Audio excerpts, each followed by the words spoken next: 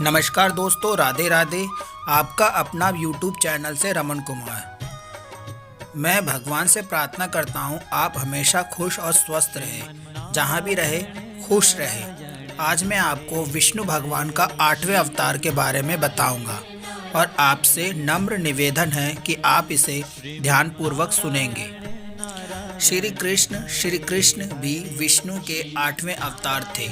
भागवत ग्रंथ में भगवान कृष्ण की लीलाओं को कहानियां हैं। यह मथुरा में देवकी और वासुदेव के पुत्र के रूप में प्रकट हुए थे। जन्माष्टमी का पर्व भगवान श्री कृष्ण के जन्मदिन के रूप में बनाया जाता है। भाद्रपद मास के कृष्ण पक्ष की अष्टमी के दिन श्री कृष्ण भगवान का जन्म हुआ था। श्री कृष्ण का जन्म मथुरा के कारागार में रोहिणी नक्षत्र में हुआ था। जब भाद्रपद मास की अष्टमी के दिन रोहिणी नक्षत्र हो तो उसे बहुत ही शुभ माना जाता है। श्री कृष्ण का जन्म मथुरा के उग्रसेन राजा के बेटे कंस का वध करने के लिए हुआ था। पौराणिक कथाओं के अनुसार द्वापर युग में मथुरा के अग्रसेन राजा के बेटे कंस ने उन्हें सिंहासन से उतार कर कारागार में बंद कर दिया था और खुद को मथुरा के राजा घोषित कर दिया था। राजा की एक बेटी और एक बेटा था। बेटा कंस और बेटी देवकी। देवकी का विवाह वासुदेव के साथ तय कर दिया गया और बड़ी धूमधाम से वासुदेव के साथ उनका विवाह कर दिया गया। लेकिन जब कंस देवकी को हंसी खुशी रथ पे विदा कर रहा था, उस समय आकाशवाणी हुई कि देवकी का 8वां पुत्र ही कंस का वध करेगा। आकाशवाणी सुनकर कंस की रूह कांप गई और वह घबरा गया।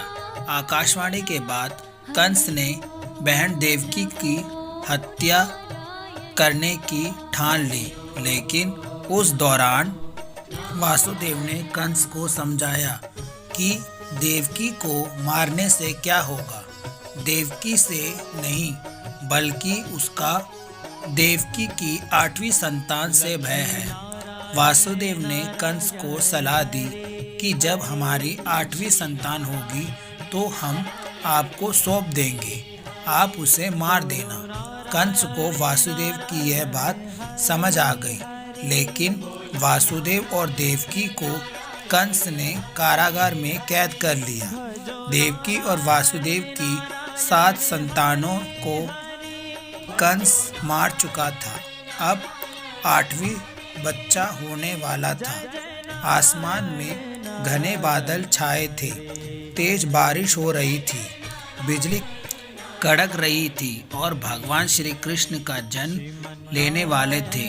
रात्रि ठीक 12 बजे कारागार के सारे ताले अपने आप टूट गए और कारागार की सुरक्षा में लगे सभी सैनिक गहरी नींद में सो गए। उसी समय वासुदेव और देवकी के सामने श्री भगवान विष्णु प्रकट हुए और उन्हें कहा कि वह देवकी के गर्भ से 8वें पुत्र के रूप में जन्म लेंगे। इतना ही नहीं, भगवान विष्णु जी ने कहा कि वह उन्हें गोकुल में नंद बाबा के यहाँ छोड़ आए और वहाँ अभी अभी जन्मी कन्या को कंस को लाकर सौंप दे। वासुदेव ने भगवान श्री कृष्ण जी की बताए अनुसार किया। गोकुल से आए कन्या को कंस को सौंप दिया।